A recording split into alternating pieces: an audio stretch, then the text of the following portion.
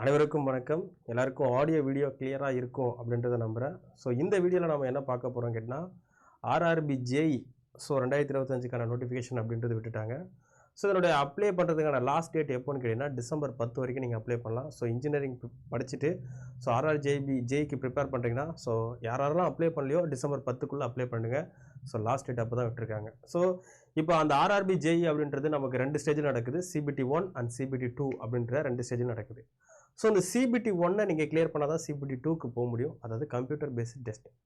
So first clear பண்ணால் தான் second ஸ்டேஜுக்கு போக முடியும். இந்த ஃபஸ்ட்டு ஸ்டேஜில் கிளியர் பண்ணுறதுக்கு 85 வினாக்கள், ஸோ 85 கொஷின்ஸ் எப்படி நம்ம சாலிடாக போடுறது, எப்படி அவங்க கொடுக்கப்பட்ட நேரத்தில் கரெக்டாக போடுறது அப்படின்ற வீடியோ தான் இந்த வீடியோவில் பார்க்க போகிறோம்.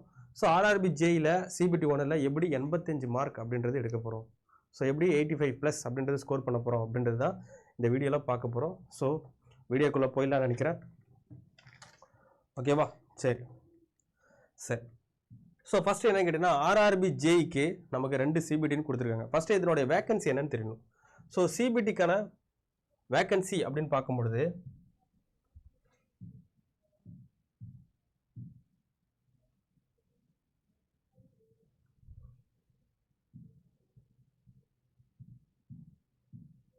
ஓகே, ஸோ ஃபஸ்ட்டு நமக்கு வேக்கன்சி எவ்வளோ விட்டுருக்காங்க அப்படின்னு கேட்டிங்கன்னா ஸோ கிட்டத்தட்ட நமக்கு 2569 வேக்கன்சி அப்படின்றது விட்டுருக்காங்க. ஓகேவா? ஸோ 2569 வேக்கன்சி அப்படின்றது விட்டுருக்காங்க. ஸோ CBT 1ல் என்ன இருக்க போகுதுன்னு கேட்டிங்கன்னா CBT 1ல் நமக்கு டோட்டலாக நமக்கு 100 கொஷின்ஸ். ஸோ 100 கொஷின்ஸ் அப்படி இருக்க போது ஒரு கொஷனுக்கு 1 மார்க். எவ்வளோ நிமிட்ஸில் எதுன்னு கேட்டால் 90 நிமிஷத்துக்குள்ளே. ஓகேவா? ஸோ டைம் எவ்வளோ கொடுத்துருக்காங்க கேட்டால் 90 நிமிஷம் கொடுத்துருக்காங்க.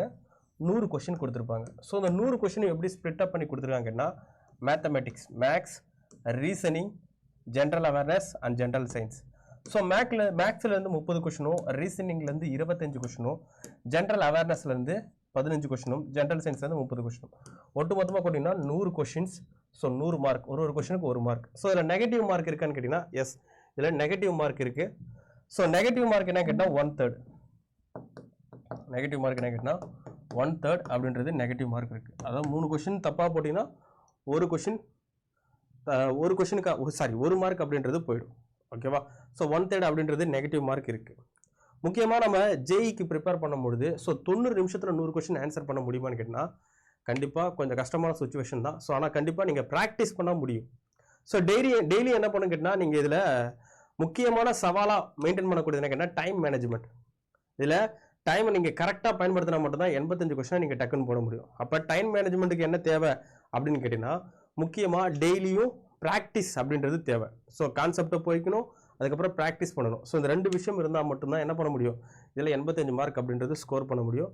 ஸோ இதுக்கு நீங்கள் ஃபஸ்ட்டு டைம் மேனேஜ்மெண்ட்டில் எதை எடுத்துக்கணும் அப்படின்னு கேட்டிங்கன்னா ஸோ இந்த மேக்ஸ் அண்ட் ரீசனிங். ஸோ இந்த 2 பேப்பர் தான் ரொம்ப ரொம்ப முக்கியமானது. இதான் டைம் எடுக்கக்கூடியது.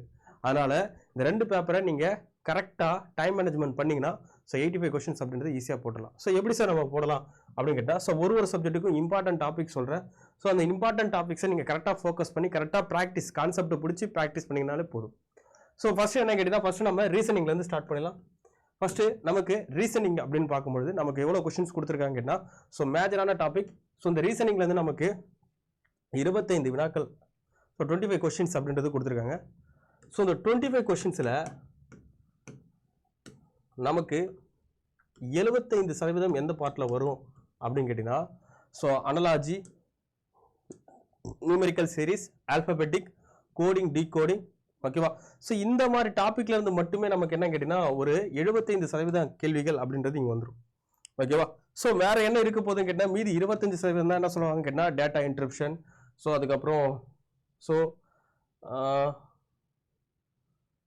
அதுக்கப்புறம் இந்த வென் டயக்ராம், அதுக்கப்புறம் நம்ம சொல்லணும்னா இந்த ஸ்டேட்மெண்ட், ஆர்குமெண்ட். ஸோ அதுக்கப்புறம் இந்த மாதிரி சின்ன சின்ன டாபிக் தான் இருக்க போகுது. ஸோ 75% என்ன கேட்டால் இந்த analogic, alphabetics, number series, coding, decoding, mathematical operation. So அதுக்கப்புறம் இந்த டைரக்ஷன். ஸோ இந்த மாதிரி சின்ன சின்ன வினாக்கள் இருந்து என்ன கேட்டிங்கன்னா 75% வரும். ஸோ அதனால் இந்த டாப்பிக்கை மட்டும் நீங்கள் நல்லா படித்தா போதும். ஸோ அக்யூரேட்டாக படிச்சிங்கன்னா ஸோ ரீசனிங் பார்ட்டை இதெல்லாம் நீங்கள் ஹேண்டில் வச்சுக்கலாம்.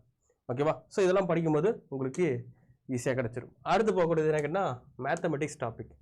ஸோ மேக்ஸ்லேருந்து உங்களுக்கு எவ்வளோ கேட்டால் 30 கேள்விகள் 30 கொஸ்டின்ஸ் அப்படின்றது கிடைக்கும் CBT 1ல். ஸோ அந்த 30 கொஸ்டின் பார்க்கும்போது எதெல்லாம் இம்பார்ட்டண்டான டாபிக் அப்படின்றத நம்ம பார்க்கலாம். ஸோ எதெல்லாம் இம்பார்ட்டண்டான டாபிக் கேட்டிங்கன்னா, ஸோ இதில் மேத்தமெட்டிக்ஸில் 75% கேள்விகள் இடம்பெறக்கூடிய பகுதிகள் எதுன்னு கேட்டிங்கன்னா 75%, அதாவது 75% பார்ட் எதுன்னு கேட்டிங்கன்னா உங்களுக்கு ratio and proportion. So ratio and proportion, அதுக்கப்புறம் ப்ராஃபிட் அண்ட் லாஸ், ஓகேவா, ப்ராஃபிட் அண்ட் லாஸ், அதுக்கப்புறம் time and work, time and distance, அதுக்கப்புறம் சிம்பிள் இன்ட்ரெஸ்ட், காம்பவுண்ட் இன்ட்ரெஸ்ட், ஓகேவா, simple interest and compound interest, அதுக்கப்புறம் உங்களுக்கு எதை சொல்லணும்னா percentage, so LCM HCF, okay, அதுக்கப்புறம் பர்சன்டேஜ். ஸோ இந்த டாபிக்லாம் என்ன கேட்டிங்கன்னா அதிகமாக கேள்வி கேட்கக்கூடிய பகுதி. முக்கியமாக கேட்டால் 75% கேள்விகள் என்ன கேட்டால் இந்த பார்ட்டில் தான் வரும், ஓகேவா. ஸோ இந்த போர்ட் மார்க்ஸ் ரூல்ஸை வச்சு வரக்கூடியது, number system, so decimal fractional, so இதில் வந்து என்ன கேட்டால் 75% கேள்விகள் வரும். ஸோ இதில் நீங்கள் இதை ஃபோக்கஸ் பண்ணாலே போதும். ஸோ இதை ஃபோக்கஸ் பண்ணி நல்லா படித்தா போதும். ஸோ மீதி இருக்க 25% கேள்விகள் எங்கேருந்து கேட்பாங்க அப்படின்னு கேட்டிங்கன்னா, ஸோ உங்களுக்கு ஜாமெண்ட்ரி, டிக்னாமெண்ட்ரி, ஸோ ஸ்டாட்டிஸ்டிக்ஸ், ஸோ அதுக்கப்புறம் ஏஜ் கால்குலேஷன், ஸோ இதுலேருந்து வரக்கூடியதான் என்ன கேட்டிங்கன்னா மீதி இருக்கக்கூடிய 25% கொஸ்டின். ஸோ அதனால் 75% எந்த பகுதியிலேருந்து கேட்குறாங்களோ அதை நல்லா நீங்கள் ஃபோக்கஸ் பண்ணால் போதும். ஸோ இந்த பார்ட்டை நீங்கள் ஈஸியாக கடந்துடலாம், ஓகேவா. ஸோ 30 கொஸ்டினில் பார்க்கும்போது 75% இந்த கொஸ்டின் தான் கேட்குறாங்கன்னும் போது இதை நீங்கள் கான்செப்டை பிடிச்சி நல்லா ப்ராக்டிஸ் பண்ணால் போதும் CBT 1க்கு. அதுக்கு அடுத்து பார்க்கக்கூடியது மூணாவது பார்ட் என்ன கேட்டிங்கன்னா, ஸோ ஜென்ரல் அவேர்னஸ்.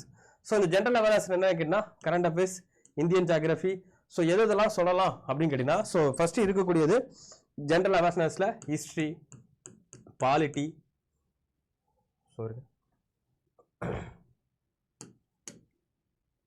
எதெல்லாம் இருக்குன்னு கேட்டிங்கன்னா ஹிஸ்ட்ரி, பாலிட்டி, ஜியாகிரஃபி, அதுக்கப்புறம் எக்கானமி,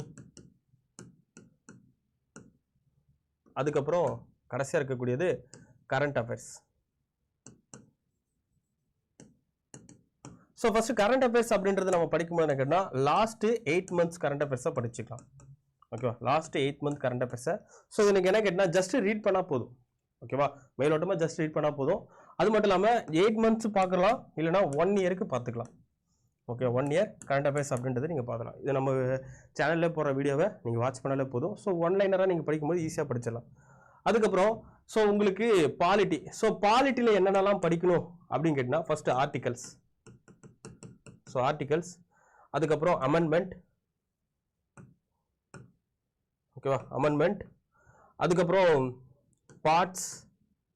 ஸோ இதில் இருந்தே கேள்விகள் நிறையா வந்துடும். ஸோ அதனால் பாலிட்டியில் படிக்கும்போது இதை மட்டும் நீங்கள் நல்லா ப்ரிப்பேர் பண்ணால் போதும், ஓகேவா. ஜியாகிரஃபி அப்படின்றது என்ன கேட்டிங்கன்னா நீங்கள் நம்ம வழக்கமாக இருக்கக்கூடியது எல்லாமே ஜியாகிரஃபின்றது ஃபிக்ஸ்டு டேட்டா தான். ஸோ அதனால ஜியாகிரஃபி நார்மலாக நீங்கள் என்ன NCERT புக்கில் கொடுத்துருவாங்களோ அதை நீங்கள் படித்தா போதுமானது, ஓகேவா. ஸோ அதுக்கப்புறம் பார்க்கக்கூடியது என்ன கேட்டிங்கன்னா அதுக்கப்புறம்